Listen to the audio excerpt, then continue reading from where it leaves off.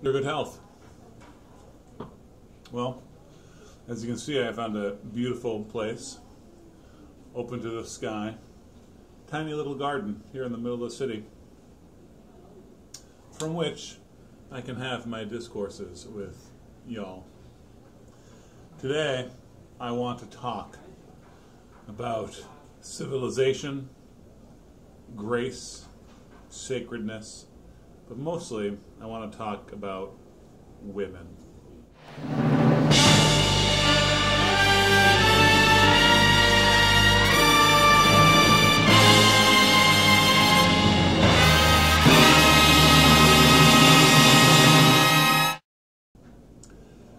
Last week, my daughter and I were walking, and she asked me about the Twilight series of books, which naturally led to a discussion of marriage. And so I made the comment, which this is a topic we've discussed before, that without grace, without the Spirit of God, marriage becomes a war, a contest of wills, a contest of strength. Now, in most times and in most places, that contest is mitigated by the fact that there are very strong gender roles put in place. And if these roles are defined well, then even outside of a Christian framework, men and women can kind of find the truce lines, relatively quickly, so minimize the casualties. So these strong gender roles provide a quicker path to peace, but it doesn't mean there's no war. Marriage is always, always a war without Jesus Christ, without grace. Marriage is a race to see who can come out on top soonest. Now, in most places, men tend to win marriage. Women have to work a lot harder to win at it. They have to work constantly. And when they win, they still lose because their husbands check out. When men win marriage, they basically turn their wives into servants. When women win, they usually turn their husbands into non-starters. So it's a lose-lose. Now, all of this by means of introduction to an article that my wife sent me recently about a guy named Roosh V, some Southeastern European name, who runs a website called Return of Kings. Now, he recently pulled a publicity stunt in which he pretended that the Australian government was denying him a visa, for which he had actually never applied, and generated his own little firestorm, and politicians around the world commented on it, and it made the news.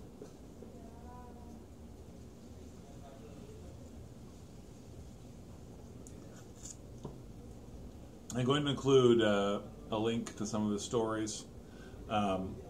If you'd like to check out his website, which has had a lot of traffic because of these stories, I would recommend using a website that denies hits, denies extra stats to these guys. Anyway, the reason it was believable that he had been denied a visa to give a talk about his Return of Kings thing was that Return of Kings is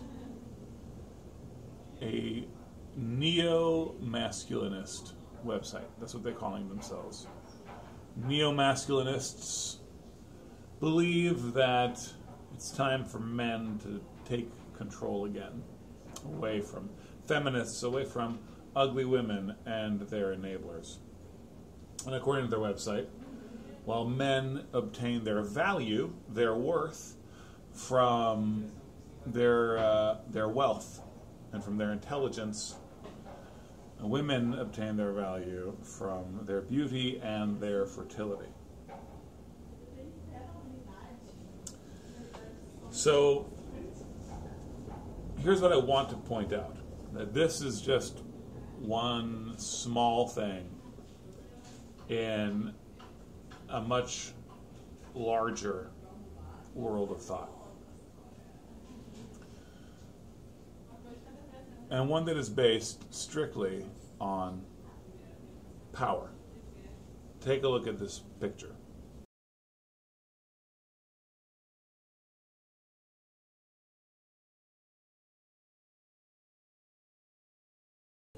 I mean, that's about as crass as it gets. Homie is holding out dollar bills, y'all. Which is not something that people who actually are powerful or have a lot of money do. That's crass, bitch. But it illustrates perfectly how not only these people, but people think.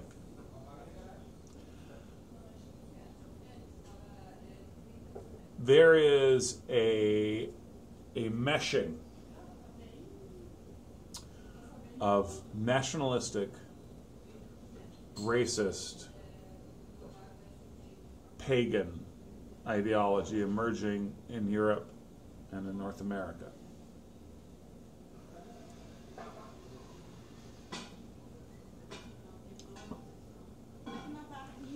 That emphasizes will to power, and it manifests itself in a lot of ways. From attractive and adorable Facebook pages about being a traditional housewife, all the way to very openly pagan, especially Norse ideology.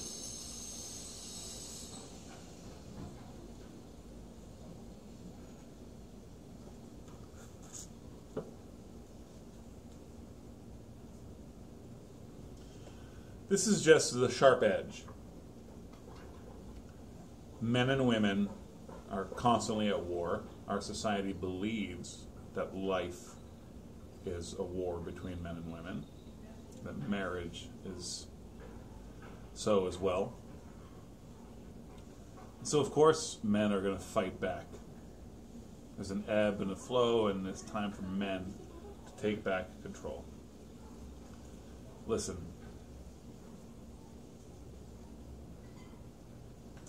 we think these groups are particularly hateful,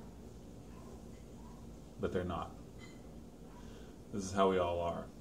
Because we lack an idea that women are sacred. Yes, that's right. Women are sacred. They ought to be treated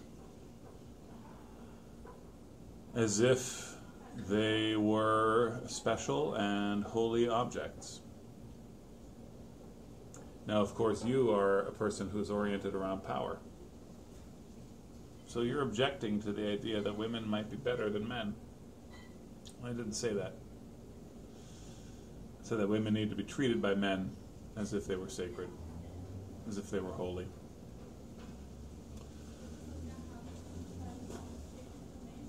The only way women can be viewed as being sacred is if we believe that man, in the communal sense, humans, are sacred. And the only way we can believe that humans are sacred is if we believe that man is made in the image of God. And that image is worthy of honor and respect in itself. That image is holy, that image is sacred. Without the idea that people are made in the image of God, we are only ever 1 or 2 steps away from blatant power plays, from open war between the sexes. And really, it's only open war when one group or the other loses its grip. But we shouldn't be keeping grips. We should be treating people as if they were made in the image of God. Does it mean that all people are the same? No. Does it mean that men and women are the same, that they're made for the same things to do the same jobs? No. Women are for making children. But their value is not in making children. You know who else is made for making children? Men. Women's value is often placed in their beauty. But where does that beauty come from? Does it come from the image of God in them? How are you seeing beauty? Are you seeing beauty as the imprint of God? Or are you seeing beauty as something else? I'm not going to say that beauty's on the inside, but I am going to say that you're myopic. Yes, even blind. If this is something that excites a lot of comment and a lot of interest, I would be interested in and glad to do a few more videos on the topic. This is really just kind of a basic introduction to the idea that there are people like this out there, and they're not as extreme as they want us to think. This is how people are. And this is the road we, without God, are headed down. It's always all about power. And no human society without Christ has succeeded in shifting off of that base. Power is the base for all societies and all human relationships. Only the image of God in man, the recognition of that, the recognition that it is sacred. You are dealing with God when you are dealing with people. Can get you around that. All right, y'all. I'm going to go ahead and enjoy these new digs. Peace be upon you.